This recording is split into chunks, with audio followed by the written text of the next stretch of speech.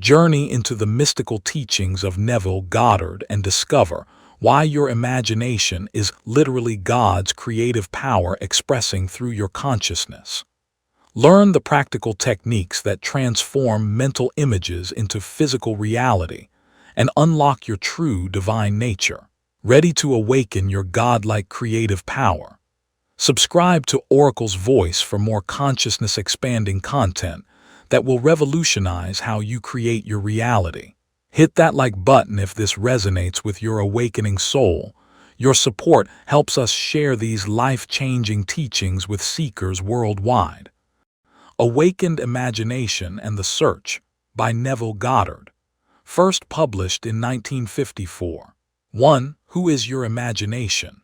I rest not from my great task, to open the eternal worlds, to open the immortal eyes of man inwards into the worlds of thought, into eternity ever expanding in the bosom of God, the human imagination. Blake, Jerusalem 5:18-20. Certain words in the course of long use gather so many strange connotations that they almost cease to mean anything at all. Such a word is imagination. This word is made to serve all manner of ideas, some of them directly opposed to one another. Fancy, thought, hallucination, suspicion. Indeed, so wide is its use and so varied its meanings, the word imagination has no status nor fixed significance. For example, we ask a man to use his imagination, meaning that his present outlook is too restricted and therefore not equal to the task. In the next breath, we tell him that his ideas are pure imagination, thereby implying that his ideas are unsound. We speak of a jealous or suspicious person as a victim of his own imagination, meaning that his thoughts are untrue. A minute later, we pay a man the highest tribute by describing him as a man of imagination. Thus, the word imagination has no definite meaning. Even the dictionary gives us no help. It defines imagination as 1. The picturing power or act of the mind, the constructive or creative principle. 2. A phantasm. 3. An irrational notion or belief.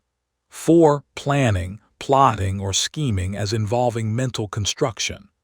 I identify the central figure of the Gospels with human imagination, the power which makes the forgiveness of sins, the achievement of our goals, inevitable. All things were made by him, and without him was not anything made that was made. John 1:3. There is only one thing in the world, imagination, and all are deformations of it. He is despised and rejected of men, a man of sorrows and acquainted with grief. Isaiah 53:3. Imagination is the very gateway of reality. Man, said Blake, is either the ark of God or a phantom of the earth and of the water. Naturally, he is only a natural organ subject to sense. The eternal body of man is the imagination. That is God himself, the divine body. Yod Shin Ayin, from right to the left. Jesus, we are his members. I know of no greater and truer definition of the imagination than that of Blake. By imagination, we have the power to be anything we desire to be. Through imagination, we disarm and transform the violence of the world. Our most intimate as well as our most casual relationships become imaginative.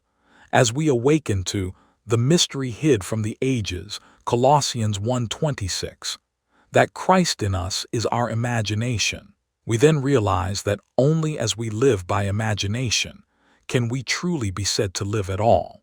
I want this book to be the simplest, clearest, frankest work I have the power to make it, that I may encourage you to function imaginatively, that you may open your immortal eyes inwards into the worlds of thought. William Blake.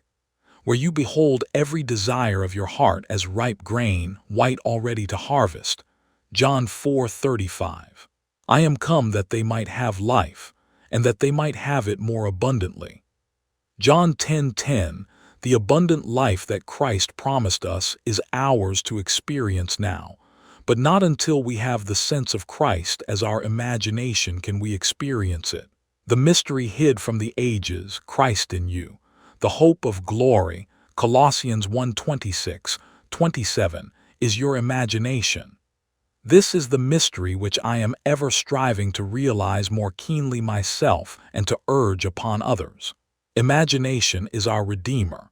The Lord from heaven, born of man, but not begotten of man, the Nicene Constantinopolitan Creed, or the symbol of faith, 325/381 AD. Every man is Mary and birth to Christ must give.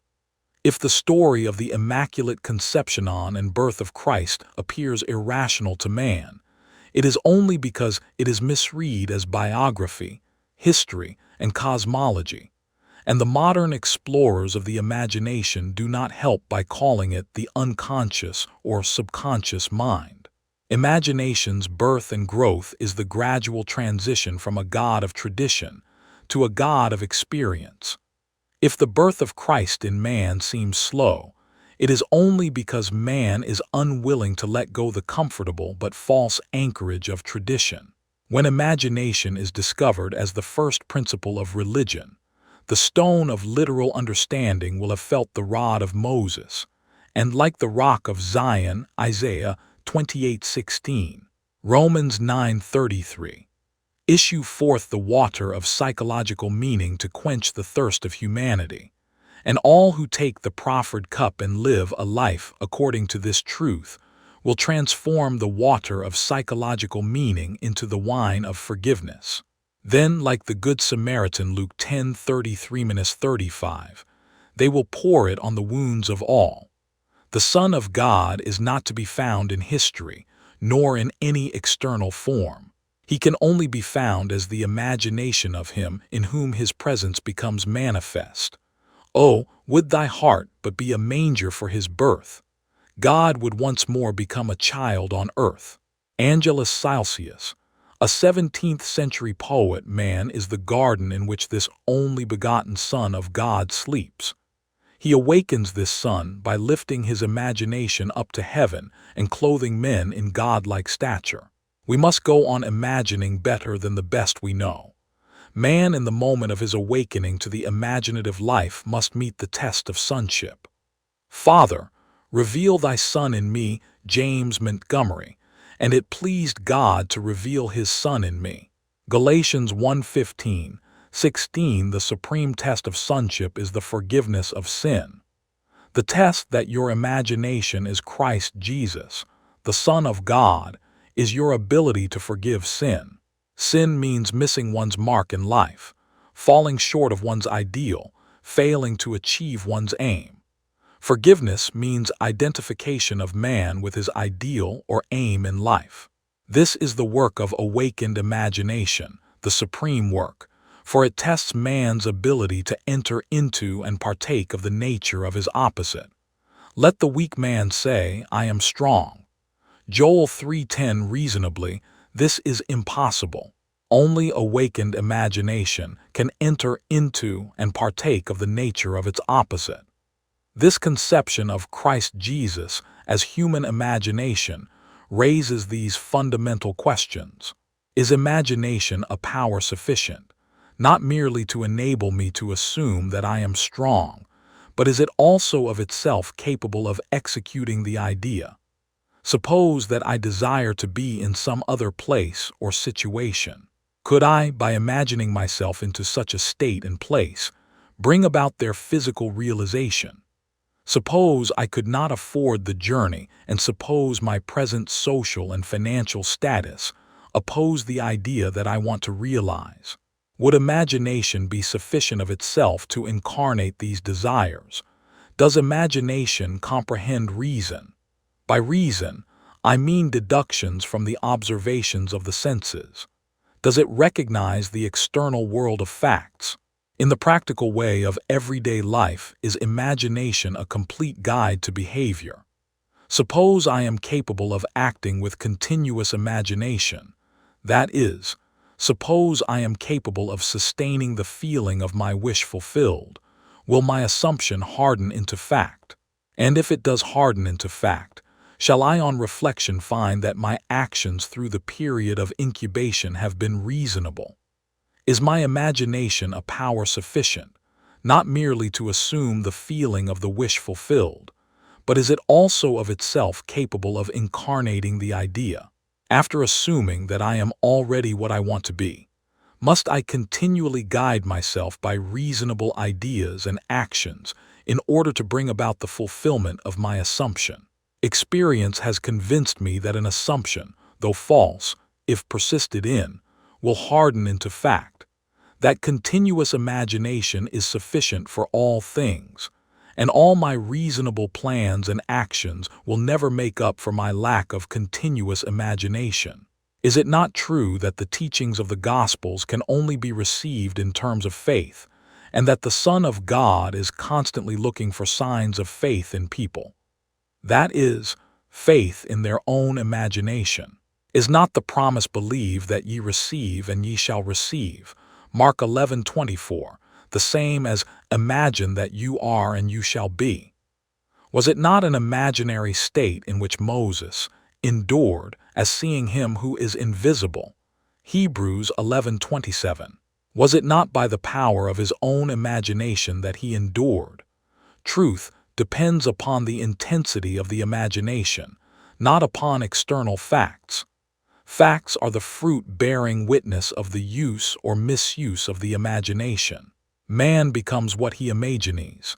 He has a self-determined history. Imagination is the way, the truth, the life revealed.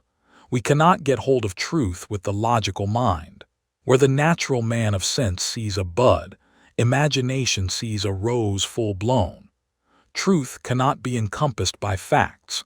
As we awaken to the imaginative life, we discover that to imagine a thing is to make it so, that a true judgment need not conform to the external reality to which it relates. The imaginative man does not deny the reality of the sensuous outer world of becoming, but he knows that it is the inner world of continuous imagination that is the force by which the sensuous outer world of becoming is brought to pass. He sees the outer world and all its happenings as projections of the inner world of imagination. To him, everything is a manifestation of the mental activity which goes on in man's imagination, without the sensuous, reasonable man being aware of it. But he realizes that every man must become conscious of this inner activity and see the relationship between the inner causal world of imagination and the sensuous outer world of effects.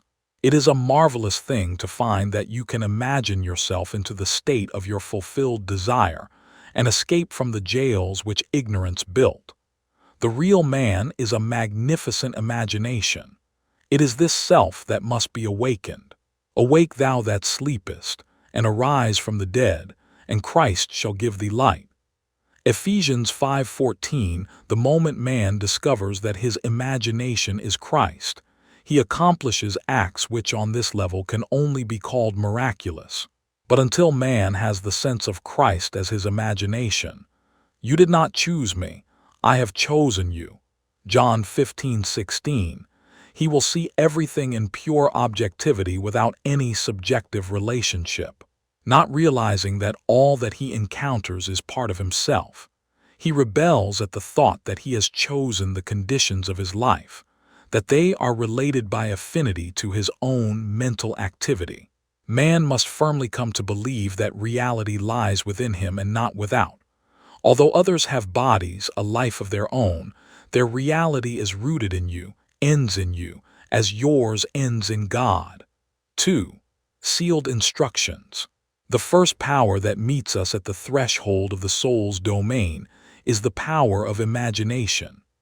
Dr. Franz Hartmann, I was first made conscious of the power, nature, and redemptive function of imagination through the teachings of my friend Abdullah, and through subsequent experiences.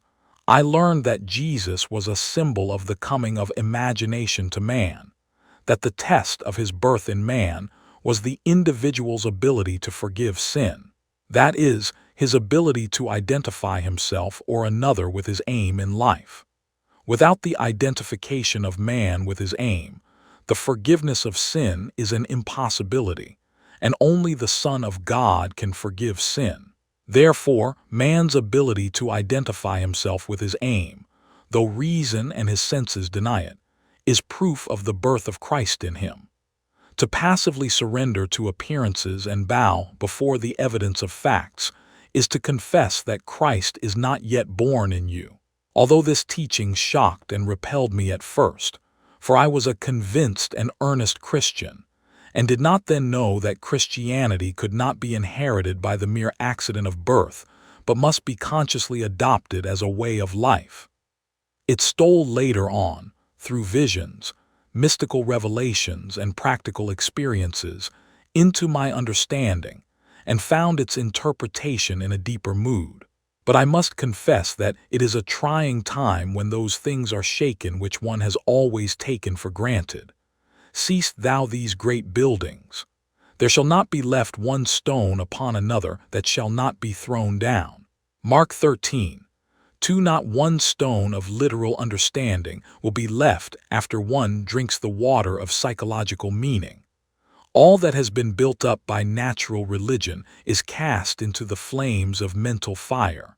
Yet, what better way is there to understand Christ Jesus than to identify the central character of the Gospels with human imagination, knowing that every time you exercise your imagination lovingly on behalf of another, you are literally mediating God to man, and thereby feeding and clothing Christ Jesus, and that, whenever you imagine evil against another, you are literally beating and crucifying Christ Jesus. Every imagination of man is either the cup of cold water or the sponge of vinegar to the parched lips of Christ. Let none of you imagine evil in your hearts against his neighbor, warned the prophet Zechariah 8:17. When man heeds this advice, he will awake from the imposed sleep of Adam into the full consciousness of the Son of God. He is in the world, and the world is made by him, and the world knows him not approx. John 1:10. Human imagination. I ask myself many times, if my imagination is Christ Jesus and all things are possible to Christ Jesus, are all things possible to me? Through experience, I have come to know that when I identify myself with my aim in life, then Christ is awake in me. Christ is sufficient for all things. For in him dwelleth all the fullness of the Godhead bodily, and ye are complete in him, which is the head of all principality and power. Colossians 2:910. My grace is sufficient for thee. 2 Corinthians 12:9. I lay down my life that I might take it again. No man taketh it from me, but I lay it down of myself. John 10:17-18. What a comfort it is to know that all that I experience is the result of my own standard of beliefs, that I am the center of my own web of circumstances, and that as I change, so must my outer world. The world presents different appearances according as our states of consciousness differ. What we see when we are identified with a state cannot be seen when we are no longer fused with it. By state is meant all that man believes and consents to as true. No idea presented to the mind can realize itself unless the mind accepts it. It depends on the acceptance, the state with which we are identified, how things present themselves. In the fusion of imagination and states is to be found the shaping of the world as it seems. The world is a revelation of the states with which imagination is fused. It is the state from which we think that determines the objective world in which we live. The rich man, the poor man, the good man, the thief are what they are by virtue of the states from which they view the world. On the distinction between these states depends the distinction between the worlds of these men. Individually, so different is this same world. It is not the actions and behavior of the good man that should be matched, but his point of view. Outer reforms are useless if the inner state is not changed. Success is gained not by imitating the outer actions of the successful, but by right inner actions and inner talking. If we detach ourselves from a state, and we may at any moment, the conditions and circumstances to which that union gave being vanish. It was in the fall of 1933 in New York City that I approached Abdullah with a problem. He asked me one simple question: "What do you want?" I told him that I would like to spend the winter in Barbados, but that I was broke. I literally did not have a nickel. "If you will imagine yourself to be in Barbados," said he, "thinking and viewing the world from that state of consciousness instead of thinking of Barbados, you will spend the winter there. You must not concern yourself with the ways and means of getting there, for the state of consciousness of already being in Barbados, if occupied by your imagination, will devise the means best suited to realize itself. Man lives by committing himself to invisible states, by fusing his imagination with what he knows to be other than himself, and in this union he experiences the results of that fusion. No one can lose what he has, save by detachment from the state where the things experienced have their natural life. You must imagine yourself right into the state of your fulfilled desire," Abdullah told me, "and fall asleep viewing the world from Barbados. The world which we describe from observation must be as we describe it relative to ourselves. Our imagination connects us with the state desired, but we must use imagination masterfully, not as an onlooker thinking of the end, but as a partaker thinking from the end. We must actually be there in imagination. If we do this, our subjective experience will be realized objectively. This is not mere fancy," said he, "but a truth you can prove by experience." His appeal to enter into the wish fulfilled was the secret of thinking from the end. Every state is already there as mere possibility as long as you think of it, but is overpoweringly real when you think from it. Thinking from the end is the way of Christ. I began right there and then, fixing my thoughts beyond the limits of sense, beyond that aspect to which my present state gave being, towards the feeling of already being in Barbados and viewing the world from that standpoint. He emphasized the importance of the state from which man views the world as he falls asleep. All prophets claim that the voice of God is chiefly heard by man in dreams in a dream, in a vision of the night, when deep sleep falleth upon men, in slumbering upon the bed. Then he openeth the ears of men, and sealeth their instruction. Job 33:15-16. That night and for several nights thereafter, I fell asleep in the assumption that I was in my father's house in Barbados. Within a month, I received a letter from my brother, saying that he had a strong desire to have the family together at Christmas, and asking me to use the enclosed steamship ticket for Barbados. I sailed 2 days after I received my brother's letter and spent a wonderful winter in Barbados. This experience has convinced me that man can be anything he pleases if he will make the conception habitual and think from the end. It has also shown me that I can no longer excuse myself by placing the blame on the world of external things, that my good and my evil have no dependency except from myself, that it depends on the state from which I view the world how things present themselves. Man, who is free in his choice, acts from conceptions which he freely, though not always wisely, chooses. All conceivable states are awaiting our choice and occupancy, but no amount of rationalizing will of itself yield us the state of consciousness which is the only thing worth having. The imaginative image is the only thing to seek. The ultimate purpose of imagination is to create in us the Spirit of Jesus, which is continual forgiveness of sin, continual identification of man with his ideal. Only by identifying ourselves with our aim can we forgive ourselves for having missed it. All else is labor in vain. On this path, to whatever place or state we convey our imagination, to that place or state we will gravitate physically also. In my Father's house are many mansions. If it were not so, I would have told you.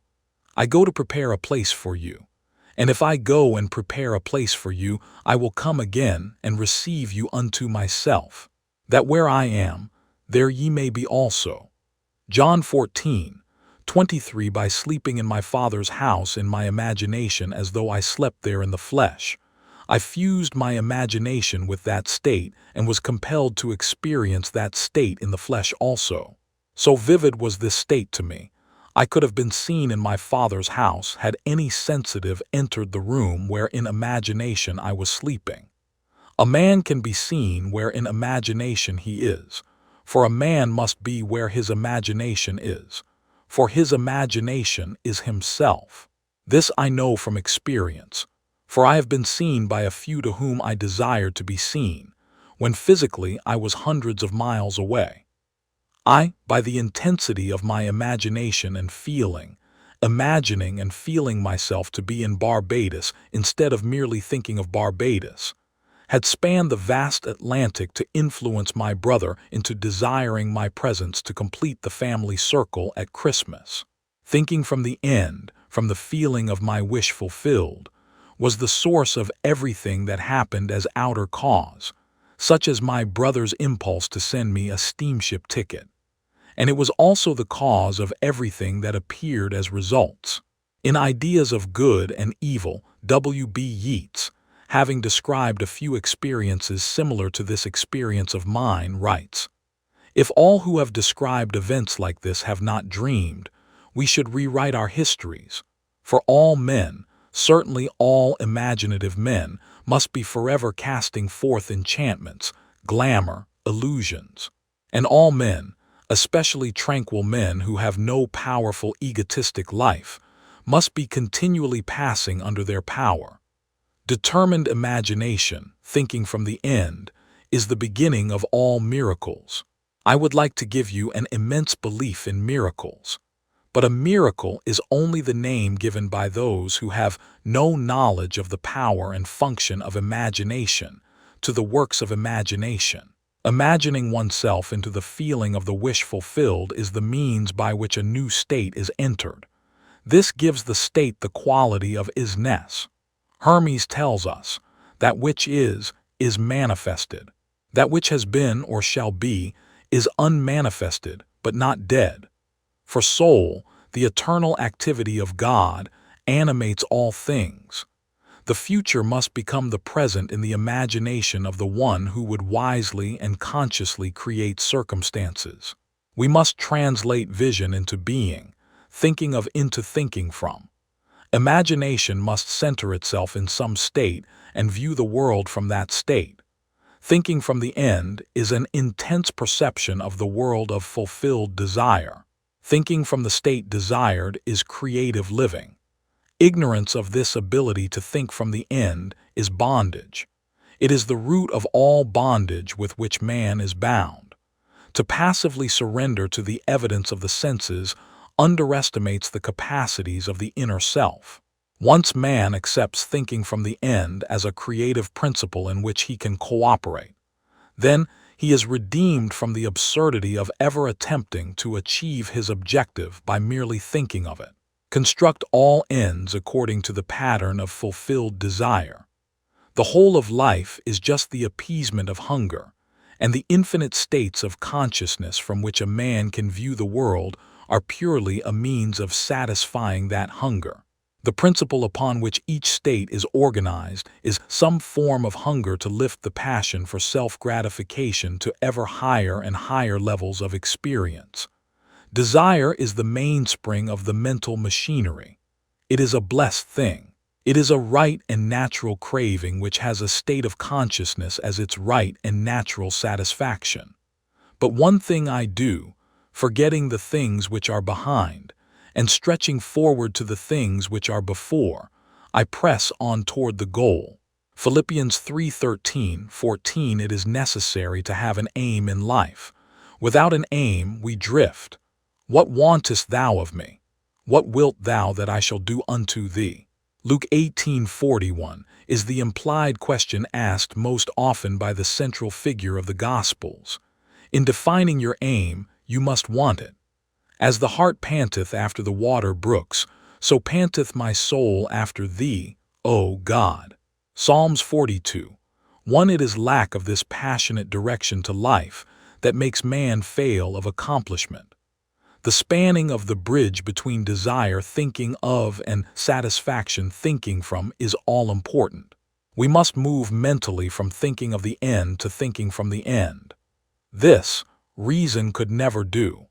By its nature, it is restricted to the evidence of the senses, but imagination, having no such limitation, can. Desire exists to be gratified in the activity of imagination. Through imagination, man escapes from the limitation of the senses and the bondage of reason. There is no stopping the man who can think from the end. Nothing can stop him. He creates the means and grows his way out of limitation into ever greater and greater mansions of the Lord. It does not matter what he has been or what he is. All that matters is, what does he want? He knows that the world is a manifestation of the mental activity which goes on within himself, so he strives to determine and control the ends from which he thinks. In his imagination, he dwells in the end, confident that he shall dwell there in the flesh. Also he puts his whole trust in the feeling of the wish fulfilled and lives by committing himself to that state. For the art of fortune is to tempt him so to do. Like the man at the pool of Bethesda, he is ready for the moving of the waters of imagination. Knowing that every desire is ripe grain to him who knows how to think from the end, he is indifferent to mere reasonable probability and confident that through continuous imagination his assumptions will harden into fact. But how to persuade men everywhere that thinking from the end is the only living, how to foster it in every activity of man, how to reveal it as the plenitude of life and not the compensation of the disappointed. That is the problem. Life is a controllable thing. You can experience what you please once you realize that you are his son, and that you are what you are by virtue of the state of consciousness from which you think and view the world. Son, thou art ever with me, and all that I have is thine. Luke 15:31-3. Highways of the inner world. And the children struggled within her, and the Lord said unto her, 2 nations are in thy womb, and 2 manner of people shall be separated from thy bowels. And the one people shall be stronger than the other people, and the elder shall serve the younger. Genesis 25:22-23. Duality is an inherent condition of life. Everything that exists is double. Man is a dual creature with contrary principles embedded in his nature. They war within him and present attitudes to life which are antagonistic. This conflict is the eternal enterprise, the war in heaven, the never-ending struggle of the younger or inner man of imagination to assert his supremacy over the elder or outer man of sense. The first shall be last and the last shall be first. Matthew 19:30. He it is, who coming after me is preferred before me. John 1:27. The second man is the Lord from heaven. 1 Corinthians 15:47. Man begins to awake to the imaginative life the moment he feels the presence of another being in himself. In your limbs lie nations twain, rival races from their birth. One the mastery shall gain, the younger o'er the elder reign. There are 2 distinct centers of thought or outlooks on the world possessed by every man. The Bible speaks of these 2 outlooks as natural and spiritual. The natural man receiveth not the things of the Spirit of God, for they are foolishness unto him, neither can he know them, because they are spiritually discerned. 1 Corinthians 2:14. Man's inner body is as real in the world of subjective experience as his outer physical body is real in the world of external realities. But the inner body expresses a more fundamental part of reality.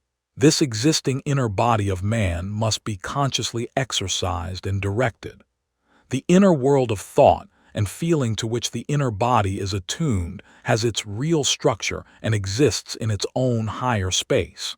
There are 2 kinds of movement, one that is according to the inner body and another that is according to the outer body.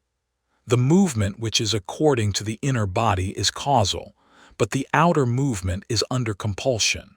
The inner movement determines the outer which is joined to it, bringing into the outer a movement that is similar to the actions of the inner body. Inner movement is the force by which all events are brought to pass. Outer movement is subject to the compulsion applied to it by the movement of the inner body. Whenever the actions of the inner body match the actions which the outer must take to appease desire, that desire will be realized. Construct mentally a drama which implies that your desire is realized and make it one which involves movement of self. Immobilize your outer physical self. Act precisely as though you were going to take a nap and start the predetermined action in imagination. A vivid representation of the action is the beginning of that action. Then, as you are falling asleep, consciously imagine yourself into the scene. The length of the sleep is not important. A short nap is sufficient, but carrying the action into sleep thickens fancy into fact. At first your thoughts may be like rambling sheep that have no shepherd. Don't despair.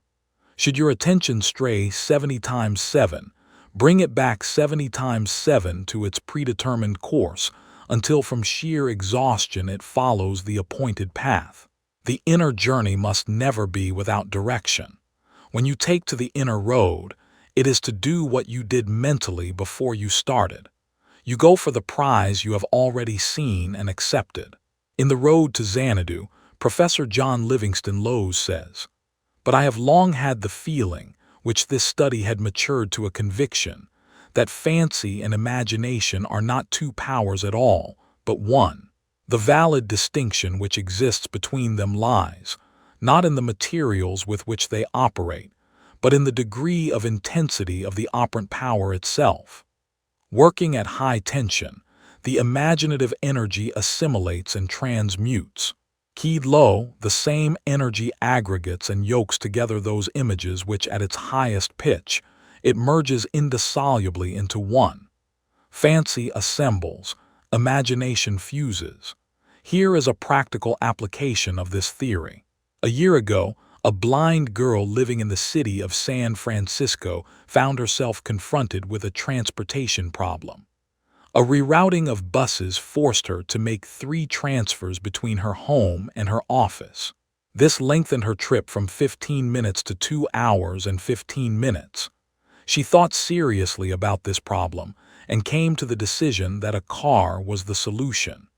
She knew that she could not drive a car, but felt that she could be driven in one, putting this theory to the test that, whenever the actions of the inner self correspond to the actions which the outer, physical self must take to appease desire, that desire will be realized. She said to herself, "I will sit here and imagine that I am being driven to my office." Sitting in her living room, she began to imagine herself seated in a car. She felt the rhythm of the motor. She imagined that she smelled the odor of gasoline, felt the motion of the car, touched the sleeve of the driver and felt that the driver was a man. She felt the car stop and turning to her companion said, "Thank you very much, sir." To which he replied, "The pleasure is all mine." Then she stepped from the car and heard the door snap shut as she closed it. She told me that she centered her imagination on being in a car and, although blind, viewed the city from her imaginary ride. She did not think of the ride. She thought from the ride and all that it implied. This controlled and subjectively directed purposive ride raised her imagination to its full potency. She kept her purpose ever before her, knowing there was cohesion in purposive inner movement. In these mental journeys, an emotional continuity must be sustained, the emotion of fulfilled desire. Expectancy and desire were so intensely joined that they passed at once from a mental state into a physical act. The inner self moves along the predetermined course best when the emotions collaborate. The inner self must be fired, and it is best fired by the thought of great deeds and personal gain. We must take pleasure in our actions. On 2 successive days, the blind girl took her imaginary ride, giving it all the joy and sensory vividness of reality. A few hours after her second imaginary ride, a friend told her of a story in the evening paper. It was a story of a man who was interested in the blind. The blind girl phoned him and stated her problem. The very next day, on his way home, he stopped in at a bar, and while there had the urge to tell the story of the blind girl to his friend, the proprietor.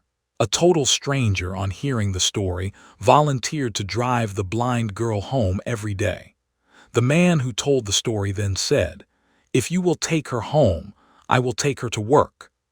This was over a year ago, and since that day, this blind girl has been driven to and from her office by these two gentlemen. Now, instead of spending 2 hours and 15 minutes on 3 buses, she is at her office in less than 15 minutes.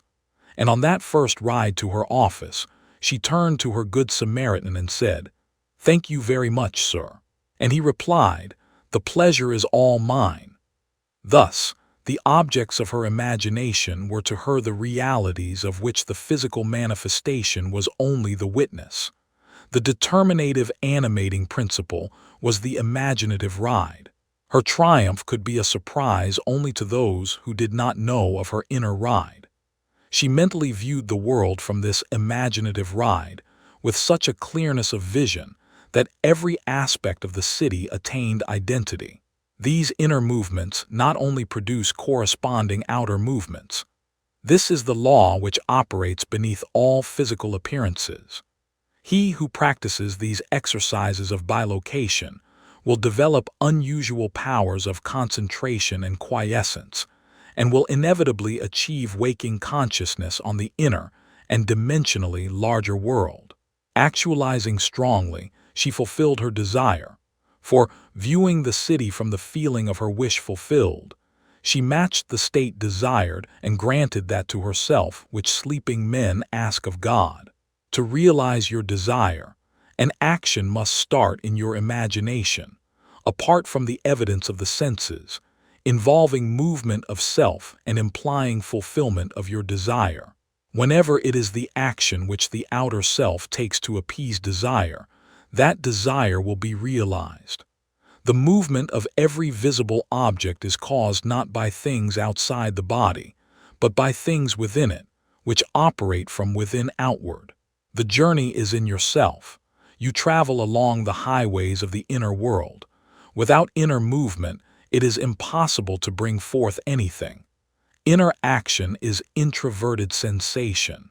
If you will construct mentally a drama which implies that you have realized your objective, then close your eyes and drop your thoughts inward, centering your imagination all the while in the predetermined action and partake in that action. You will become a self-determined being. Inner action orders all things according to the nature of itself. Try it and see whether a desirable ideal once formulated is possible, for only by this process of experiment can you realize your potentialities. It is thus that this creative principle is being realized. So the clue to purposive living is to center your imagination in the action and feeling of fulfilled desire with such awareness, such sensitiveness, that you initiate and experience movement upon the inner world. Ideas only act if they are felt, if they awaken inner movement. Inner movement is conditioned by self-motivation, outer movement by compulsion. Wherever the sole of your foot shall tread, the same give I unto you. Joshua 1:3. And remember, the Lord thy God in the midst of thee is mighty. Zephaniah 3:17-4. The pruning shears of revision. The second man is the Lord from heaven. 1 Corinthians 15:47. Never will he say caterpillars. He'll say, "There's a lot of butterflies as is to be on our cabbages pure." He won't say, "It's winter." He'll say, "Summer's sleeping." And there's no bud little enough nor sad-colored enough for Kester not to callan at the beginnings of the blow. Mary Webb, Precious Bain. The very first act of correction or cure is always revise. One must start with oneself. It is one's attitude that must be changed. What we are, that only can we see. Emerson, it is a most healthy and productive exercise to daily relive the day as you wish you had lived it, revising the scenes to make them conform to your ideals. For instance, suppose today's mail brought disappointing news. Revise the letter. Mentally rewrite it and make it conform to the news you wish you had received. Then, in imagination, read the revised letter over and over again. This is the essence of revision, and revision results in repeal. The one requisite is to arouse your attention in a way, and to such intensity that you become wholly absorbed in the revised action. You will experience an expansion and refinement of the senses by this imaginative exercise and eventually achieve vision. But always remember that the ultimate purpose of this exercise is to create in you the Spirit of Jesus, which is continual forgiveness of sin. Revision is of greatest importance when the motive is to change oneself, when there is a sincere desire to be something different, when the longing is to awaken the ideal active spirit of forgiveness. Without imagination, man remains a being of sin. Man either goes forward to imagination or remains imprisoned in his senses. To go forward to imagination is to forgive. Forgiveness is the life of the imagination. The art of living is the art of forgiving. Forgiveness is, in fact, experiencing in imagination the revised version of the day, experiencing in imagination what you wish you had experienced in the flesh. Every time one really forgives, that is, every time one relives the event as it should have been lived, one is born again. Father, forgive them, is not the plea that comes once a year but the opportunity that comes every day. The idea of forgiving is a daily possibility, and if it is sincerely done, it will lift man to higher and higher levels of being. He will experience a daily Easter, and Easter is the idea of rising transformed. And that should be almost a continuous process.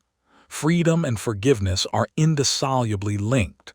Not to forgive is to be at war with ourselves, for we are freed according to our capacity to forgive. Forgive, and you shall be forgiven. Luke 6:37. Forgive, not merely from a sense of duty or service. Forgive because you want to. Thy ways are ways of pleasantness, and all thy paths are peace. Proverbs 3:17. You must take pleasure in revision. You can forgive others effectively only when you have a sincere desire to identify them with their ideal. Duty has no momentum. Forgiveness is a matter of deliberately withdrawing attention from the unrevised day and giving it full strength, and joyously, to the revised day. If a man begins to revise even a little of the vexations and troubles of the day, then he begins to work practically on himself. Every revision is a victory over himself, and therefore a victory over his enemy. A man's foes are those of his own household, Matthew 10:36, and his household is his state of mind. He changes his future as he revises his day. When a man practices the art of forgiveness, of revision, however factual the scene on which sight then rests, he revises it with his imagination and gazes on one never before witnessed. The magnitude of the change which any act of revision involves makes such change appear wholly improbable to the realist, the unimaginative man. But the radical changes in the fortunes of the prodigal, Luke 15:11-32, were all produced by a change of heart. The battle man fights is fought out in his own imagination. The man who does not revise the day has lost the vision of that life, into the likeness of which it is the true labor of the Spirit of Jesus to transform this life. All things whatsoever ye would that men should do to you, even so do ye to them. For this is the law. Matthew 7:12. Here is the way an artist friend forgave herself and was set free from pain, annoyance, and unfriendliness. Knowing that nothing but forgetfulness and forgiveness will bring us to new values, She cast herself upon her imagination and escaped from the prison of her senses. She writes, Thursday, I taught all day in the art school. Only one small thing marred the day.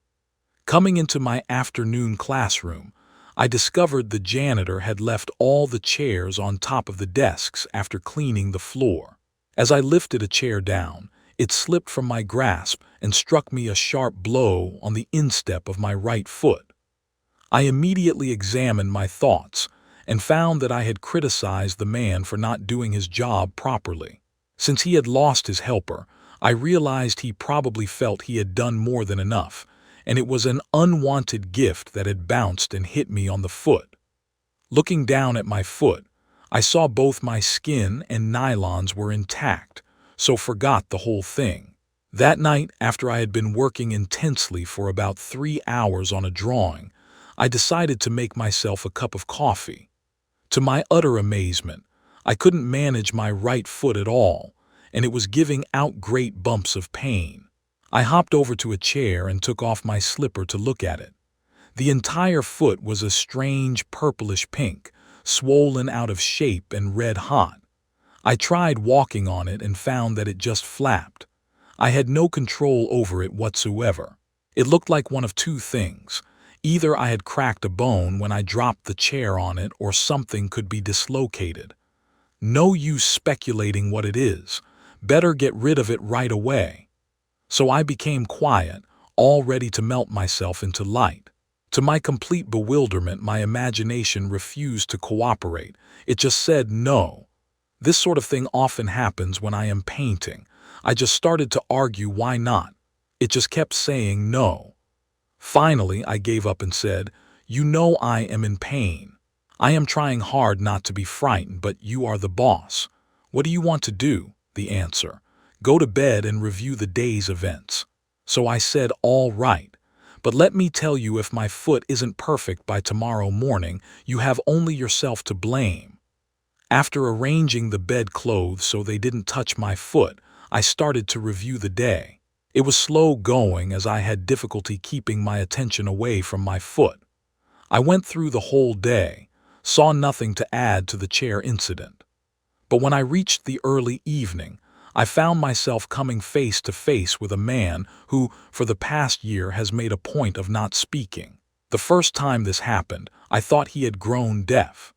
I had known him since school days, but we had never done more than say hello and comment on the weather.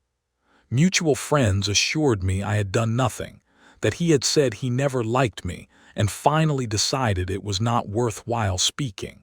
I had said hi, he hadn't answered. I found that I thought, poor guy, what a horrid state to be in. I shall do something about this ridiculous state of affairs.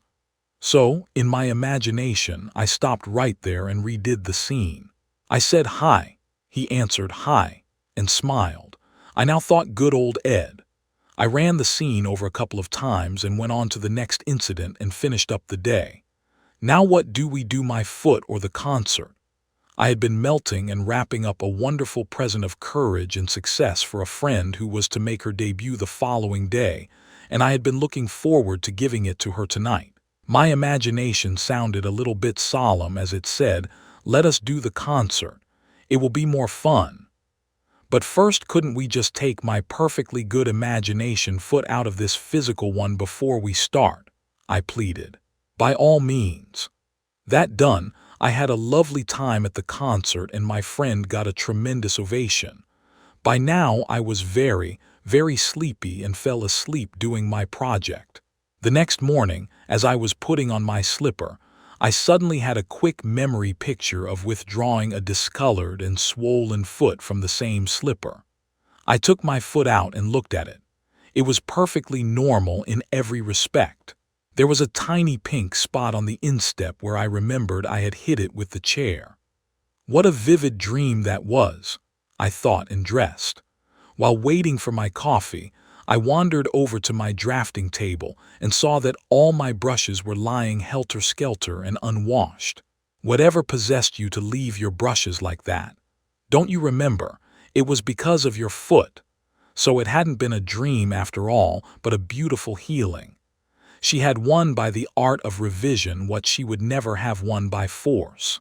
In heaven, the only art of living is forgetting and forgiving, especially to the female. Blake, we should take our life, not as it appears to be, but from the vision of this artist, from the vision of the world made perfect that is buried under all minds, buried and waiting for us to revise the day. We are led to believe a lie when we see with, not through the eye. Blake, a revision of the day, and what she held to be so stubbornly real was no longer so to her, and like a dream, had quietly faded away. You can revise the day to please yourself, and by experiencing in imagination the revised speech and actions, not only modify the trend of your life story, but turn all its discords into harmonies.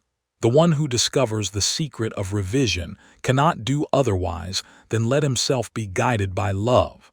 Your effectiveness will increase with practice. Revision is the way by which right can find its appropriate might. Resist not evil, Matthew 5:39. For all passionate conflicts result in an interchange of characteristics. To him that knoweth to do good and doeth it not, to him it is sin. James 4:17. To know the truth, you must live the truth, and to live the truth, your inner actions must match the actions of your fulfilled desire. Expectancy and desire must become one. Your outer world is only actualized inner movement. Through ignorance of the law of revision, those who take to warfare are perpetually defeated. Only concepts that idealize depict the truth. Your ideal of man is his truest self. It is because I firmly believe that whatever is most profoundly imaginative is, in reality, most directly practical that I ask you to live imaginatively and to think into, and to personally appropriate the transcendent saying Christ in you, the hope of glory. Colossians 1:27. Don't blame, only resolve. It is not man and the earth at their loveliest, but you practicing the art of revision make paradise. The evidence of this truth can lie only in your own experience of it. Try revising the day. It is to the pruning shears of revision that we owe our prime fruit.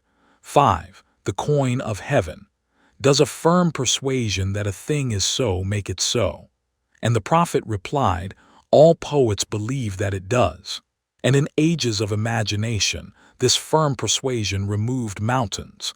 But many are not capable of a firm persuasion of anything. Blake, Marriage of Heaven and Hell, let every man be fully persuaded in his own mind. Romans 14:5. Persuasion is an inner effort of intense attention.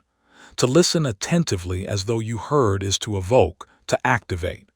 By listening, you can hear what you want to hear and persuade those beyond the range of the outer ear.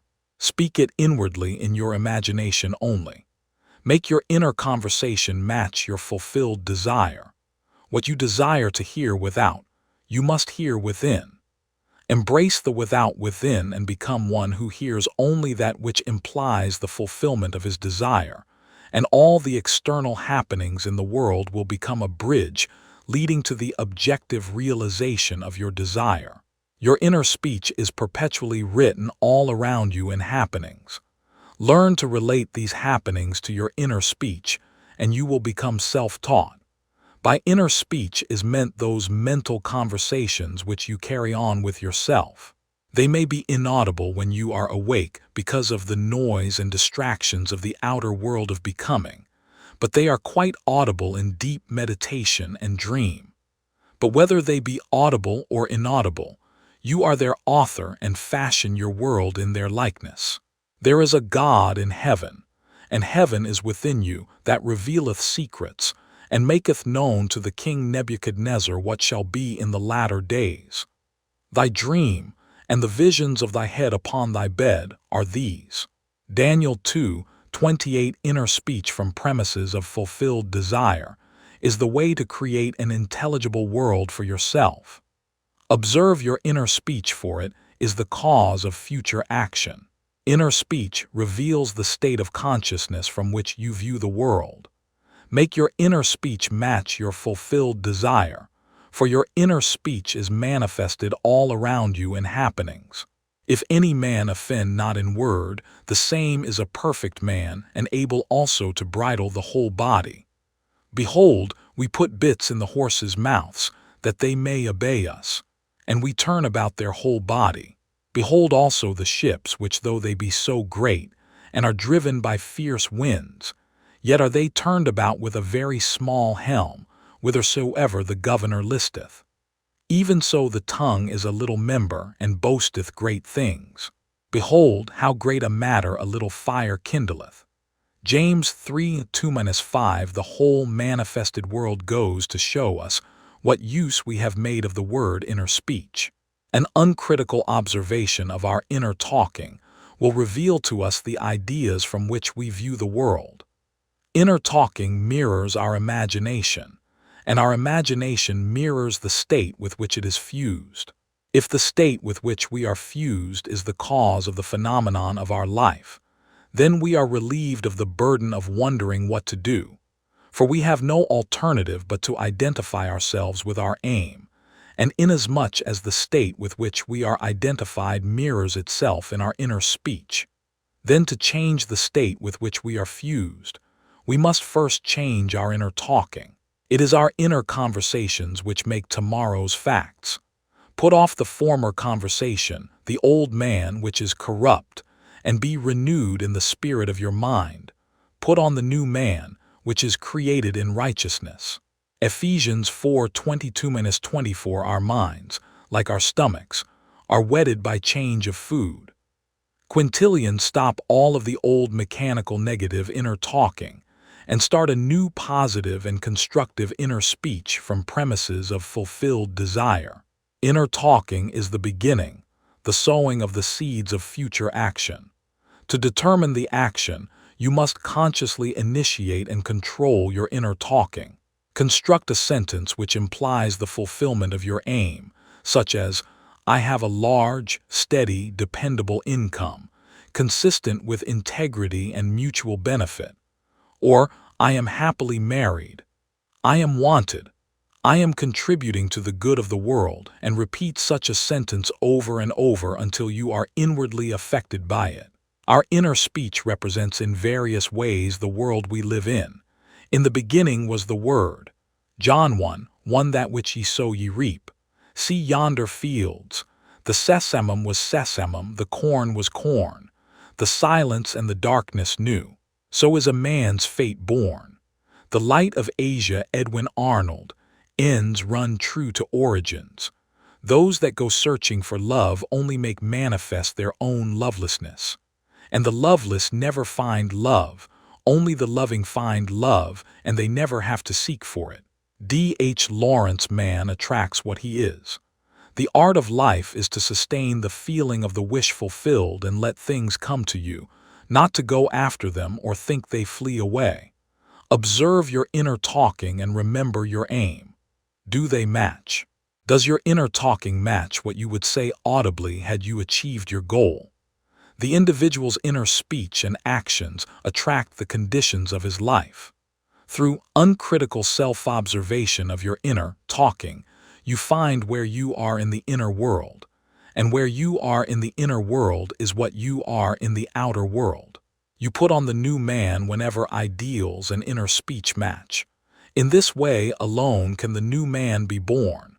Inner talking matures in the dark. From the dark it issues into the light. The right inner speech is the speech that would be yours were you to realize your ideal. In other words, it is the speech of fulfilled desire. I am that. Exodus 3:14. There are two gifts which God has bestowed upon man alone, and on no other mortal creature. These two are mind and speech, and the gift of mind and speech is equivalent to that of immortality. If a man uses these two gifts rightly, he will differ in nothing from the immortals, and when he quits the body, mind and speech will be his guides, and by them he will be brought into the troop of the gods and the souls that have attained to bliss. Hermetica, Walter Scott's translation. The circumstances and conditions of life are outpictured inner talking, solidified sound. Inner speech calls events into existence. In every event is the creative sound that is its life and being. All that a man believes and consents to as true reveals itself in his inner speech. It is his word, his life. Try to notice what you are saying in yourself at this moment, to what thoughts and feelings you are consenting. They will be perfectly woven into your tapestry of life. To change your life, you must change your inner talking, for life, said Hermes, is the union of word and mind. When imagination matches your inner speech to fulfilled desire, there will then be a straight path in yourself from within out, and the without will instantly reflect the within for you, and you will know reality is only actualized inner talking. Receive with meekness the inborn word which is able to save your souls. James 1:21, every stage of man's progress is made by the conscious exercise of his imagination, matching his inner speech to his fulfilled desire. Because man does not perfectly match them, the results are uncertain, while they might be perfectly certain. Persistent assumption of the wish fulfilled is the means of fulfilling the intention. As we control our inner talking, matching it to our fulfilled desires, we can lay aside all other processes. Then we simply act by clear imagination and intention. We imagine the wish fulfilled and carry on mental conversations from that premise. Through controlled inner talking from premises of fulfilled desire, seeming miracles are performed. The future becomes the present and reveals itself in our inner speech. To be held by the inner speech of fulfilled desire is to be safely anchored in life. Our lives may seem to be broken by events, but they are never broken so long as we retain the inner speech of fulfilled desire. All happiness depends on the active voluntary use of imagination to construct and inwardly affirm that we are what we want to be. We match ourselves to our ideals by constantly remembering our aim and identifying ourselves with it. We fuse with our aims by frequently occupying the feeling of our wish fulfilled. It is the frequency, the habitual occupancy, that is the secret of success. The oftener we do it, the more natural it is. Fancy assembles. Continuous imagination fuses. It is possible to resolve every situation by the proper use of imagination. Our task is to get the right sentence, the one which implies that our desire is realized, and fire the imagination with it. All this is intimately connected with the mystery of the still small voice. Inner talking reveals the activities of imagination, activities which are the causes of the circumstances of life. As a rule, man is totally unaware of his inner talking, and therefore sees himself not as the cause but the victim of circumstance.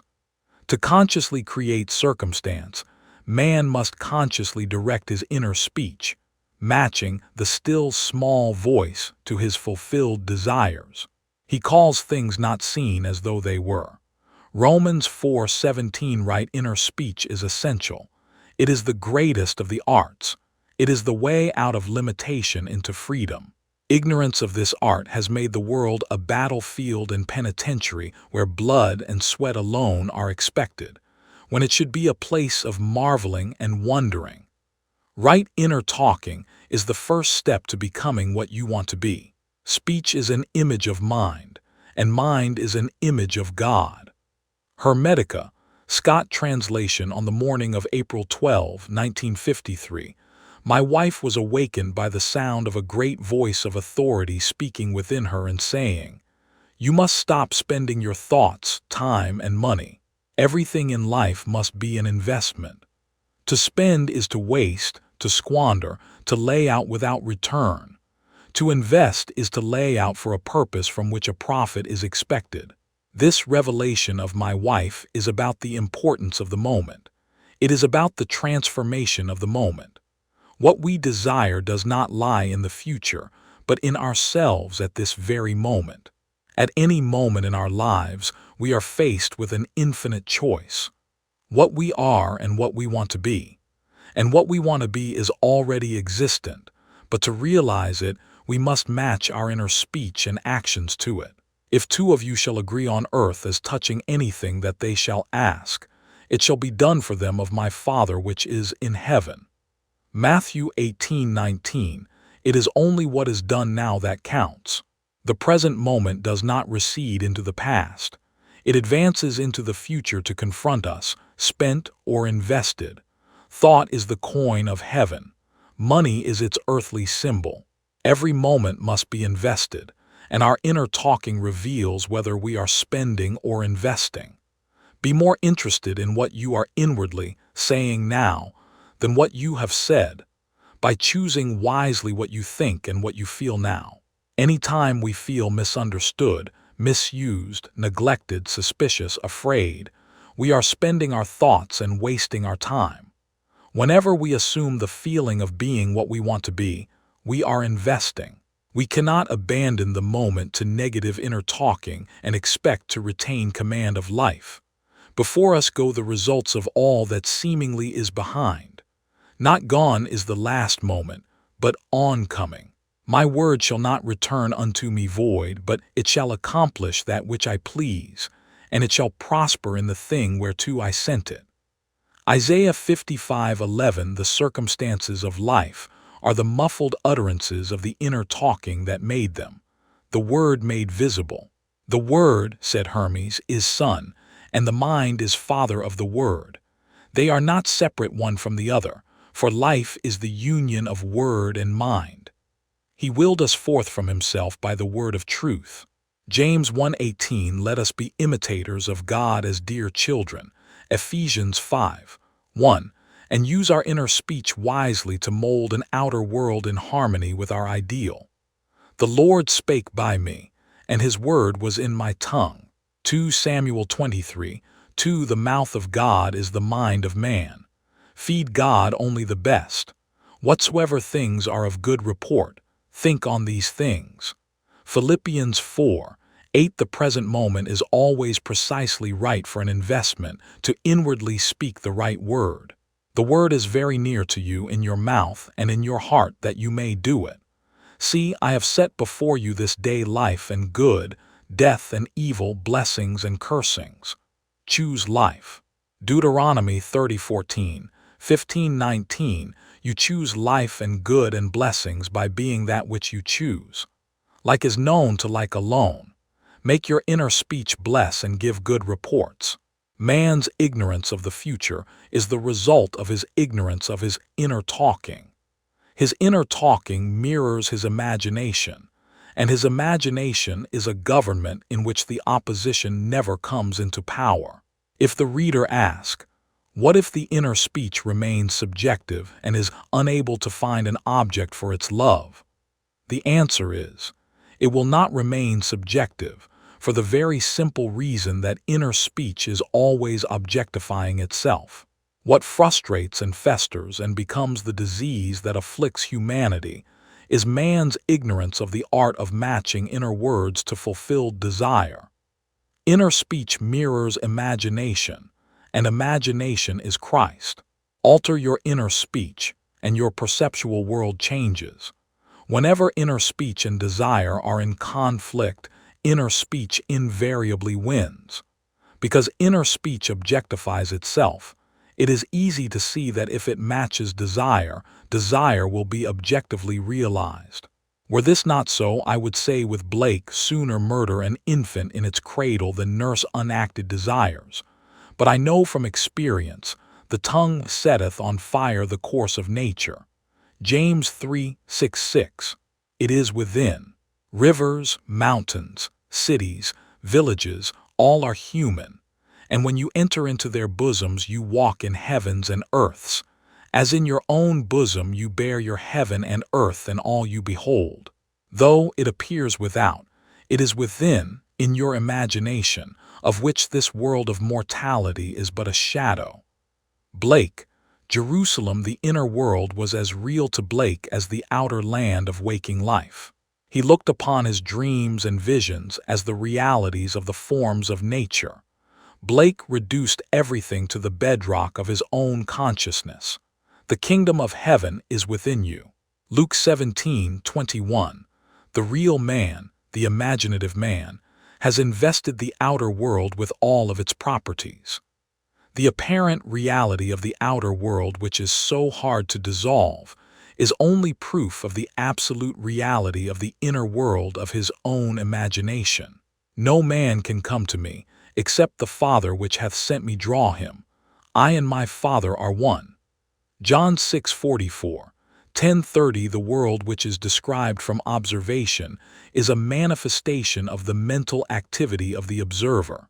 When man discovers that his world is his own mental activity made visible, that no man can come unto him except he draws him, and that there is no one to change but himself, his own imaginative self, his first impulse is to reshape the world in the image of his ideal. But his ideal is not so easily incarnated. In that moment when he ceases to conform to external discipline, he must impose upon himself a far more rigorous discipline, the self-discipline upon which the realization of his ideal depends. Imagination is not entirely untrammeled and free to move at will without any rules to constrain it. In fact, the contrary is true. Imagination travels according to habit. Imagination has choice, but it chooses according to habit.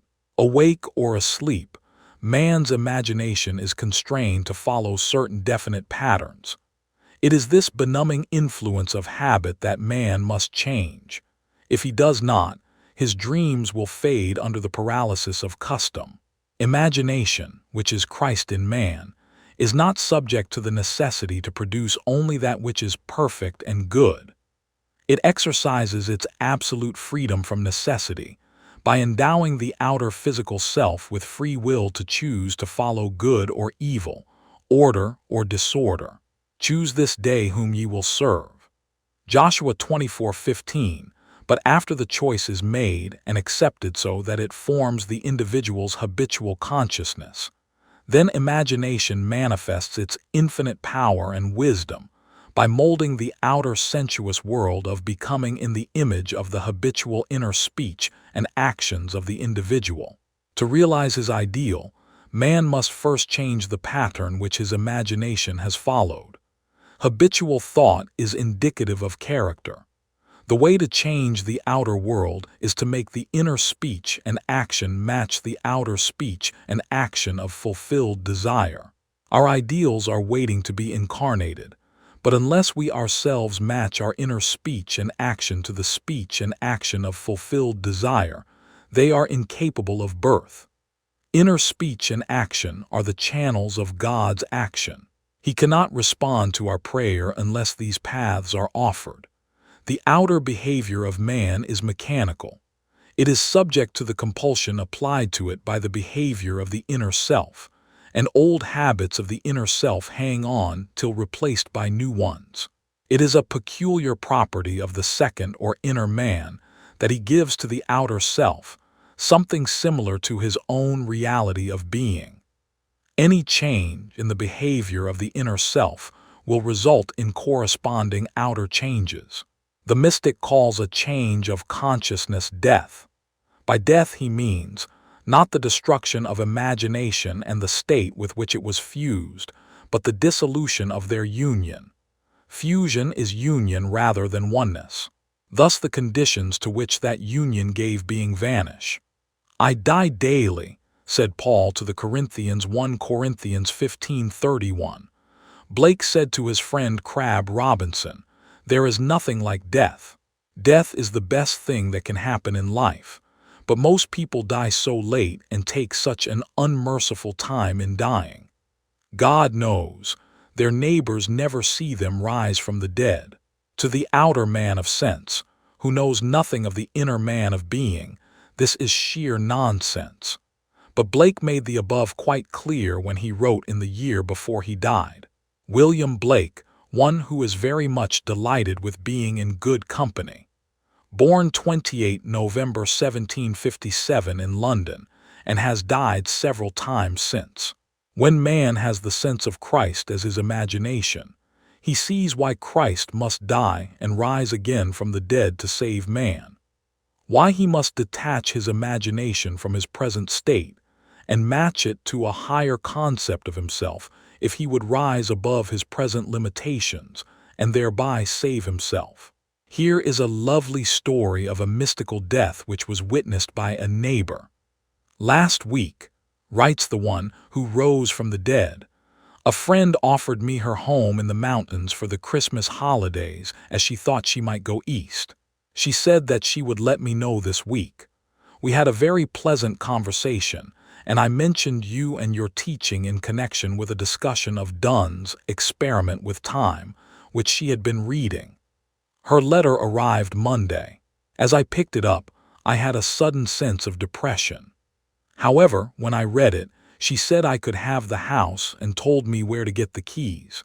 Instead of being cheerful, I grew still more depressed, so much so I decided there must have been something between the lines which I was getting intuitively.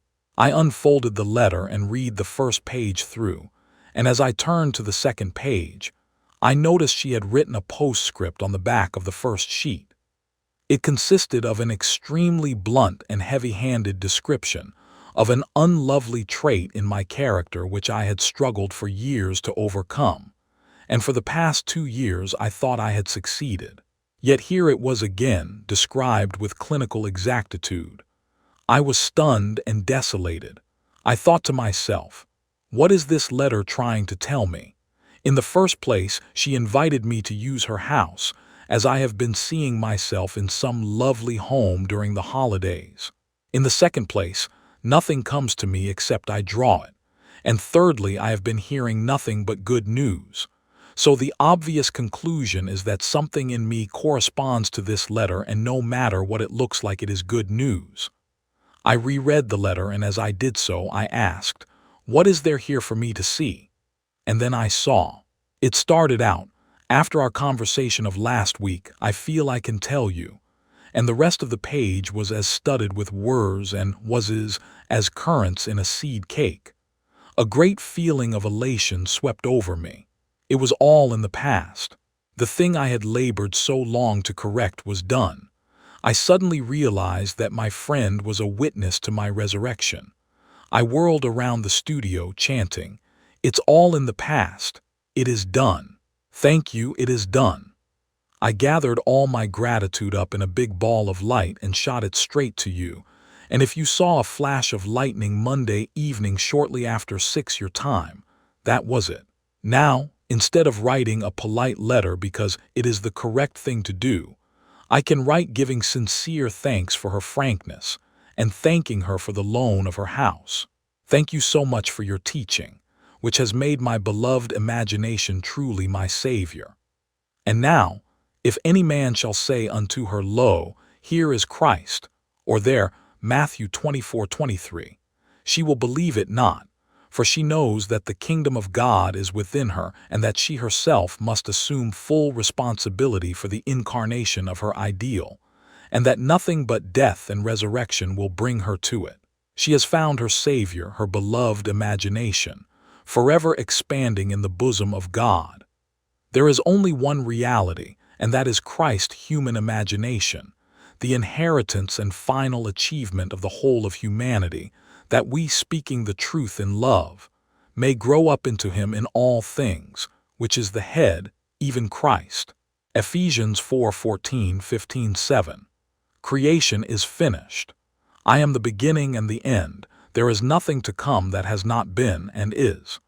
Ecclesiastes 3:15 ERV-BLAKA saw all possible human situations as already made states. He saw every aspect, every plot and drama as already worked out as mere possibilities, as long as we are not in them, but as overpowering realities when we are in them. He described these states as sculptures of Lowe's halls. Distinguish therefore states from individuals in those states. States change, but individual identities never change nor cease. The imagination is not a state. Said Blake, it is the human existence itself. Affection or love becomes a state when divided from imagination. Just how important this is to remember is almost impossible to say, but the moment the individual realizes this for the first time is the most momentous in his life. And to be encouraged to feel this is the highest form of encouragement it is possible to give. This truth is common to all men, but the consciousness of it, and much more, the self-consciousness of it, is another matter. The day I realized this great truth, that everything in my world is a manifestation of the mental activity which goes on within me, and that the conditions and circumstances of my life only reflect the state of consciousness with which I am fused, is the most momentous in my life. But the experience that brought me to this certainty is so remote from ordinary existence, I have long hesitated to tell it, for my reason refused to admit the conclusions to which the experience impelled me. Nevertheless, this experience revealed to me that I am supreme within the circle of my own state of consciousness, and that it is the state with which I am identified that determines what I experience. Therefore it should be shared with all, for to know this is to become free from the world's greatest tyranny, the belief in a second cause. Blessed are the pure in heart, for they shall see God. Matthew 5:8. Blessed are they whose imagination has been so purged of the beliefs in second causes they know that imagination is all, and all is imagination. One day I quietly slipped from my apartment in New York City into some remote yesteryear's countryside. As I entered the dining room of a large inn, I became fully conscious. I knew that my physical body was immobilized on my bed back in New York. Yet here I was as awake and as conscious as I have ever been. I intuitively knew that if I could stop the activity of my mind, everything before me would freeze. No sooner was the thought born than the urge to try it possessed me. I felt my head tighten, then thicken to a stillness. My attention concentrated into a crystal-clear focus, and the waitress walking walked not. And I looked through the window, and the leaves falling fell not. And the family of 4 eating ate not. And they lifting the food lifted it not. Then my attention relaxed, the tightness eased, and of a sudden all moved onward in their course. The leaves fell, the waitress walked, and the family ate. Then I understood Blake's vision of the sculptures of Low's halls. I sent you to reap that whereon ye bestowed no labor. John 4:38. Creation is finished. I am the beginning and the end. There is nothing to come that has not been and is. Ecclesiastes 3:15. ERV. The world of creation is finished, and its original is within us. We saw it before we set forth, and have since been trying to remember it and to activate sections of it. There are infinite views of it.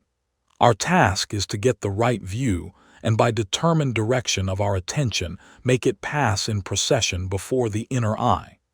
If we assemble the right sequence and experience it in imagination until it has the tone of reality, then we consciously create circumstances. This inner procession is the activity of imagination that must be consciously directed.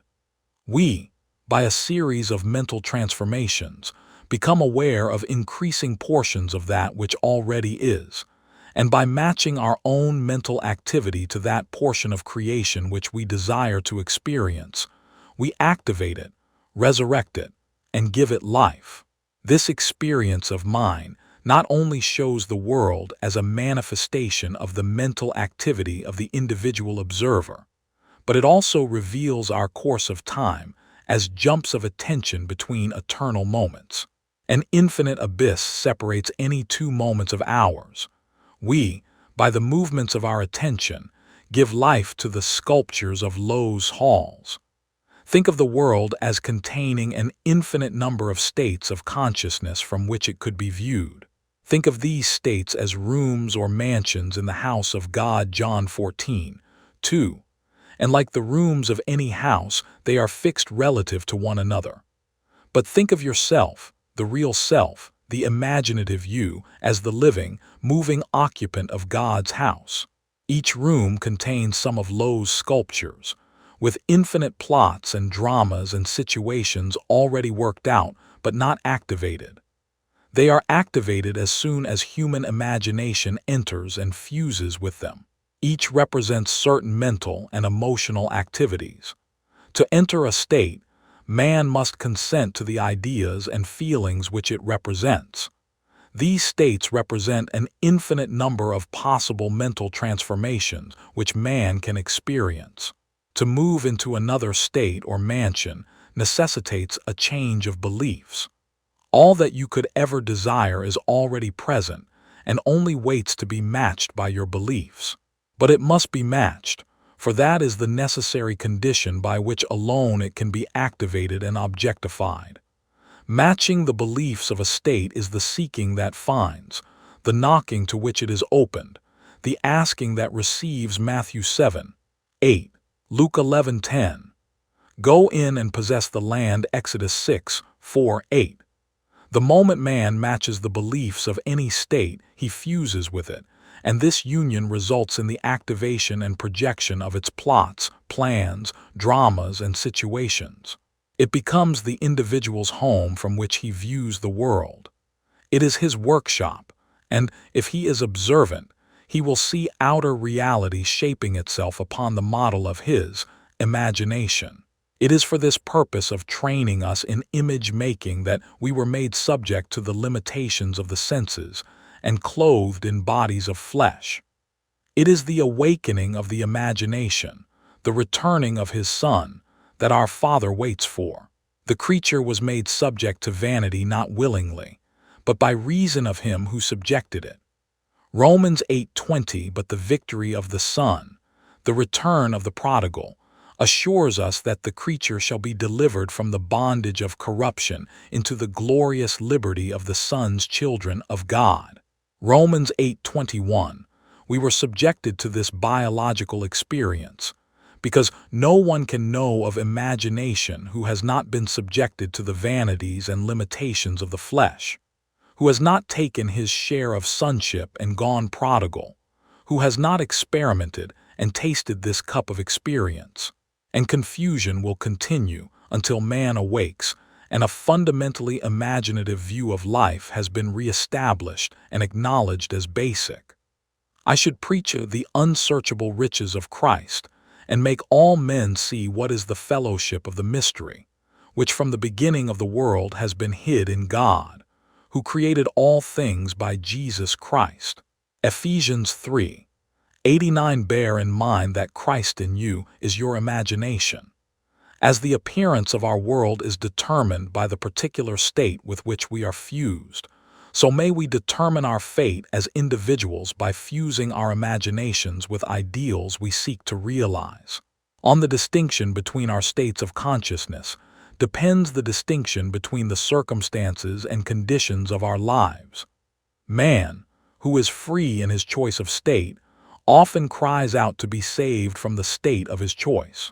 And ye shall cry out in that day, because of your king which ye shall have chosen you, and the Lord will not hear you in that day.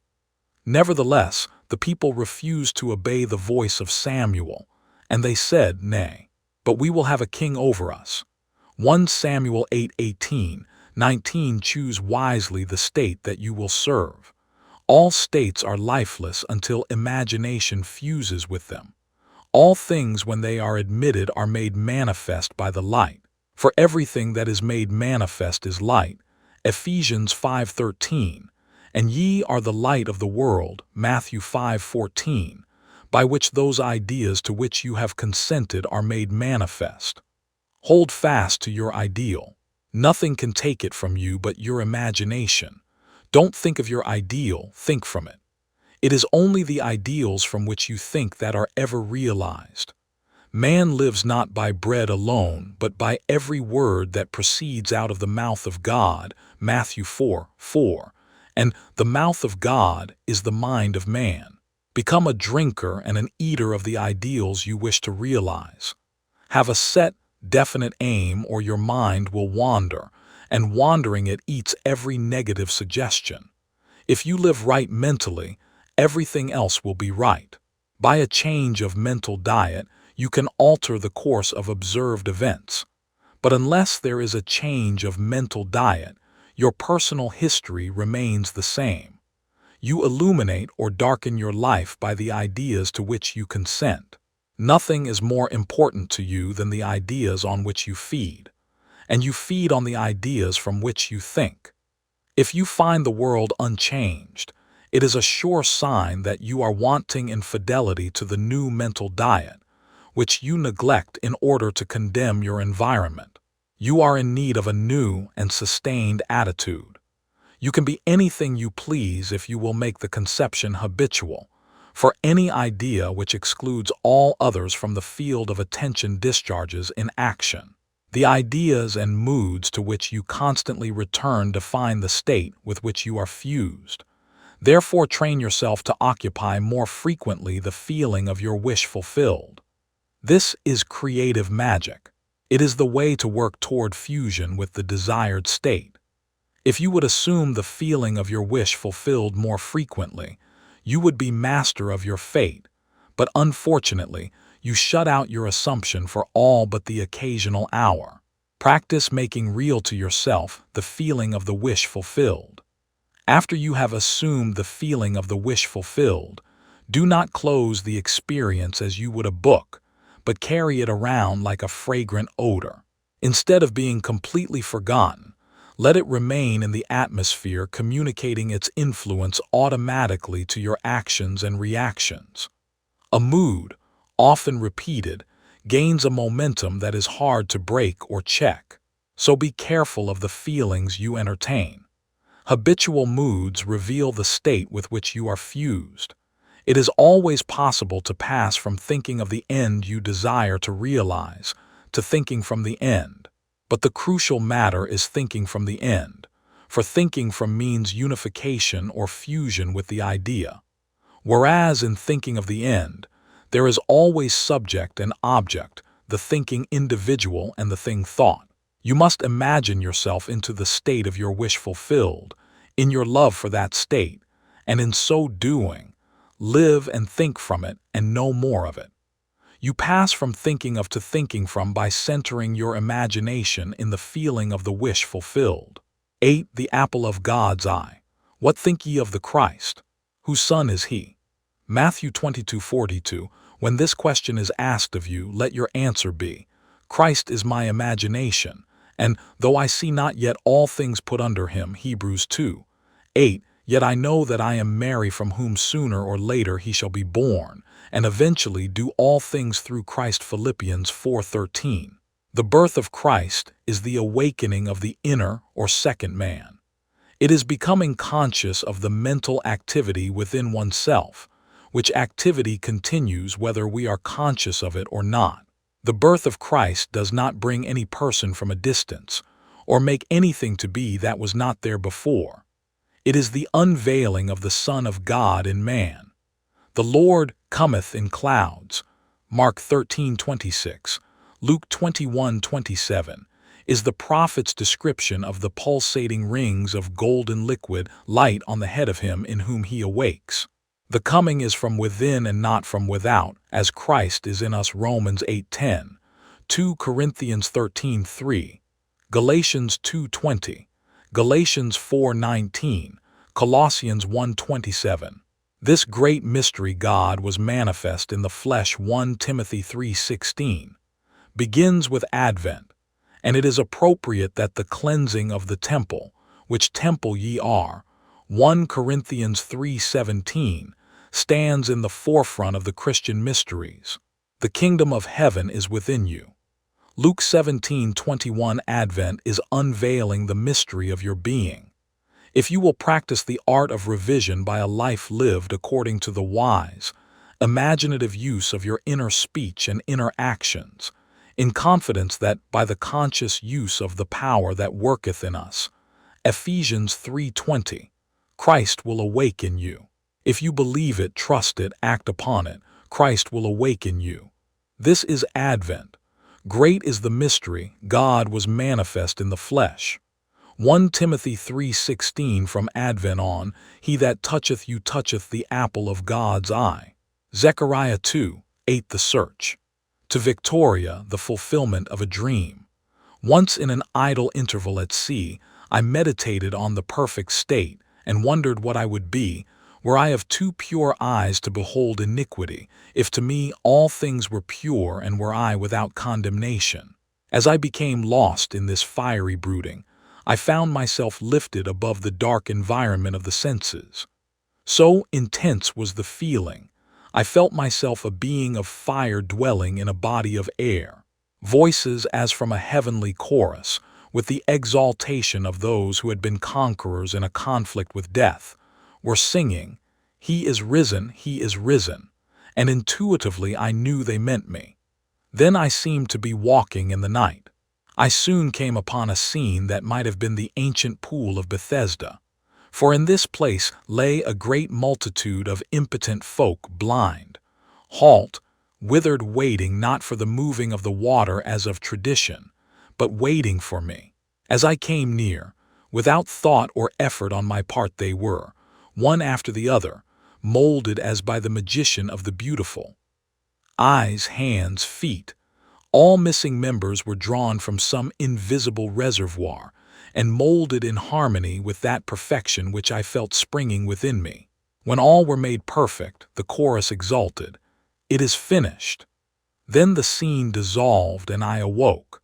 I know this vision was the result of my intense meditation upon the idea of perfection, for my meditations invariably bring about union with the state contemplated.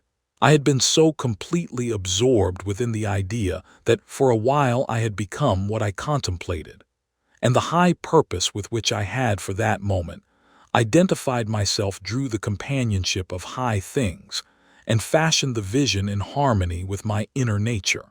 The ideal with which we are united works by association of ideas, to awaken 1,000 moods to create a drama in keeping with the central idea.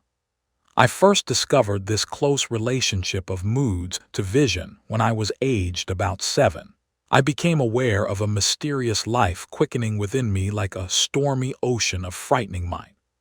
I always knew when I would be united with this hidden identity, for my senses were expectant on the nights of these visitations, and I knew beyond all doubt that before morning I would be alone with immensity.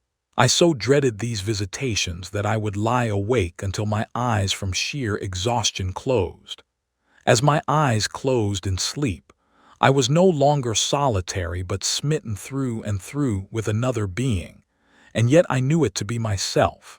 It seemed older than life, yet nearer to me than my boyhood.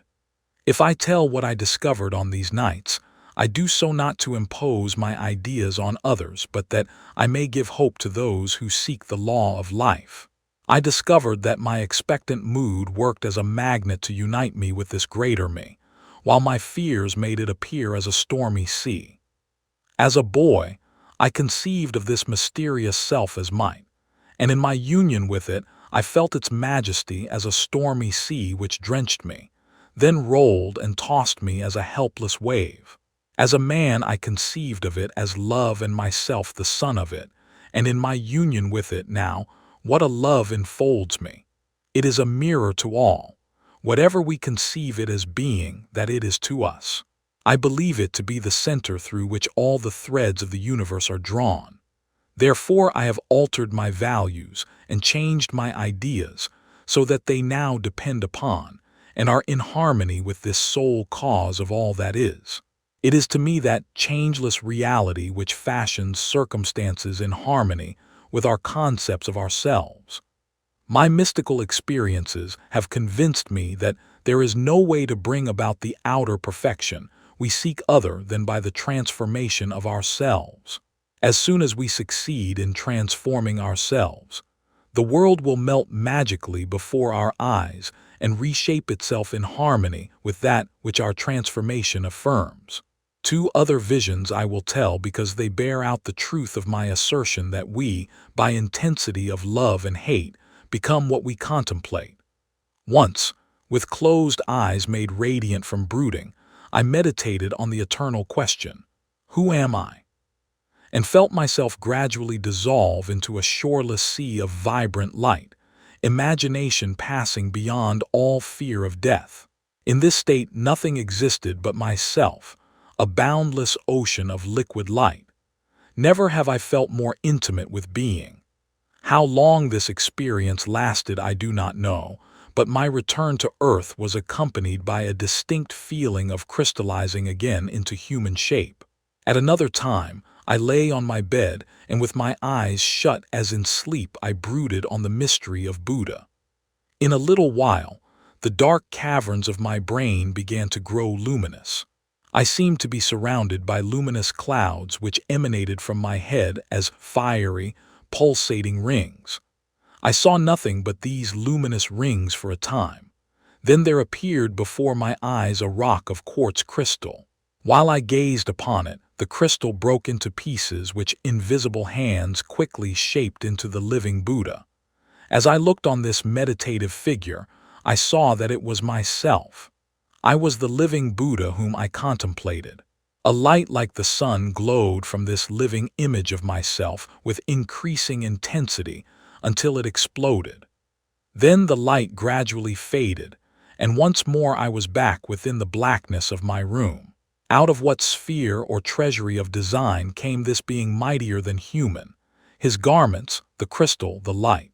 If I saw, heard, and moved in a world of real beings when I seemed to myself to be walking in the night, when the lame, the halt, the blind were transformed in harmony with my inner nature, then I am justified in assuming that I have a more subtle body than the physical, a body that can be detached from the physical and used in other spheres.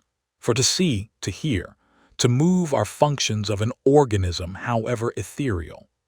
If I brood over the alternative that my psychic experiences were self-begotten fantasy, no less am I moved to wonder at this mightier self who flashes on my mind a drama as real as those I experience when I am fully awake.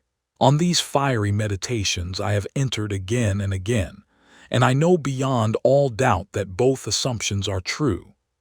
Housed within this form of earth is a body attuned to a world of light, and I have, by intense meditation, lifted it as with a magnet through the skull of this dark house of flesh.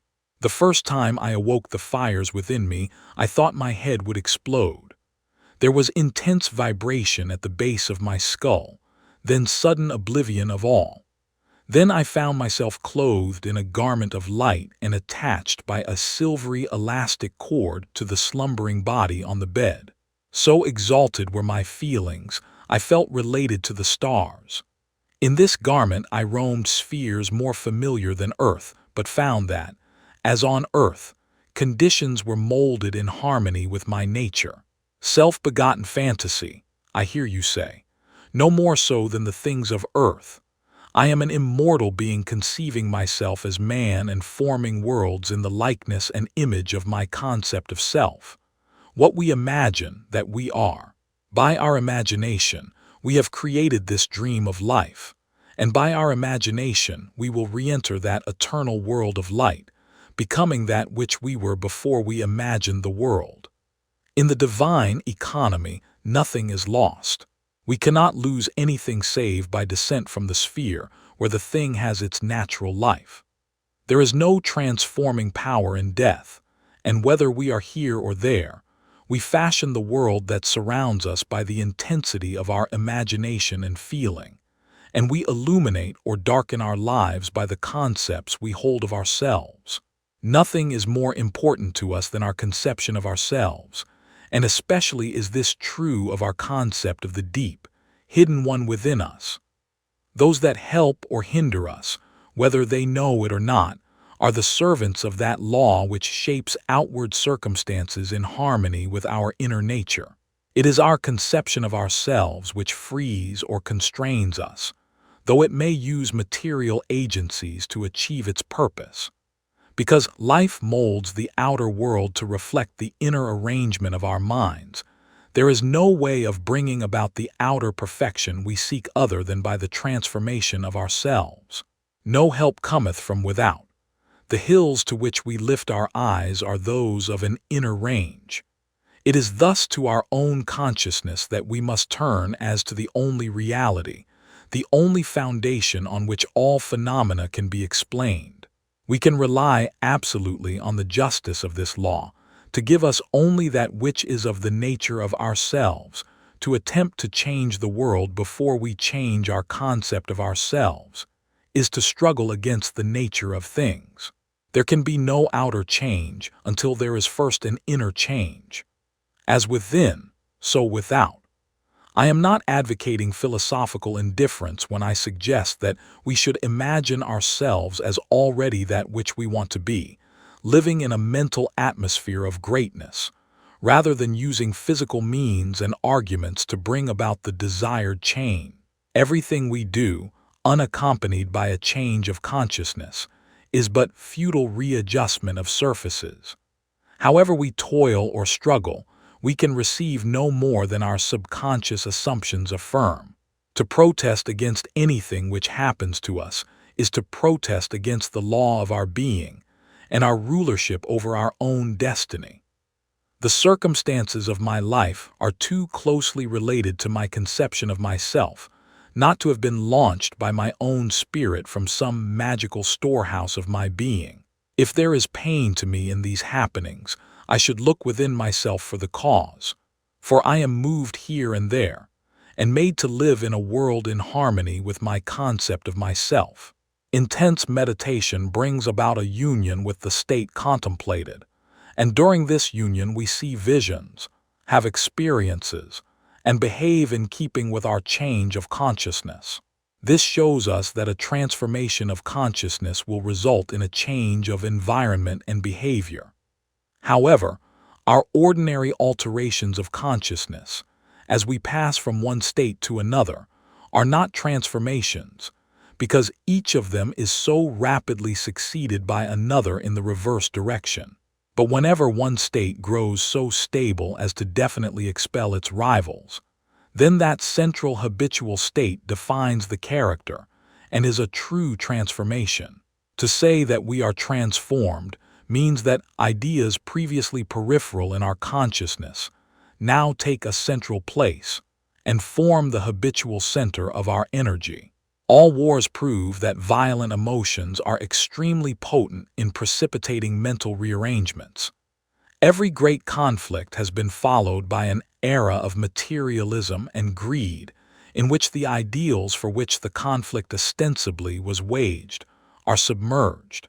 This is inevitable because war evokes hate, which impels a descent in consciousness from the plane of the ideal to the level where the conflict is waged. If we would become as emotionally aroused over our ideals as we become over our dislikes, we would ascend to the plane of our ideals as easily as we now descend to the level of our hates. Love and hate have a magical transforming power, and we grow through their exercise into the likeness of what we contemplate. By intensity of hatred, we create in ourselves the character we imagine in our enemies. Qualities die for want of attention, so the unlovely states might best be rubbed out by imagining beauty for ashes and joy for mourning. Isaiah 61:3, rather than by direct attacks on the state from which we would be free. Whatsoever things are lovely and of good report, think on these things. Philippians 4:8, for we become that with which we are en rapport. There is nothing to change but our concept of self. Humanity is a single being in spite of its many forms and faces, and there is in it only such seeming separation as we find in our own being when we are dreaming. The pictures and circumstances we see in dreams are creations of our own imagination and have no existence save in ourselves. The same is true of the pictures and circumstances we see in this dream of life. They reveal our concepts of ourselves. As soon as we succeed in transforming self, our world will dissolve and reshape itself in harmony with that which our change affirms. The universe which we study with such care is a dream, and we the dreamers of the dream, eternal dreamers dreaming non-eternal dreams. One day, like Nebuchadnezzar, we shall awaken from the dream, from the nightmare in which we fought with demons, to find that we really never left our eternal home, that we were never born and have never died save in our dream. The end.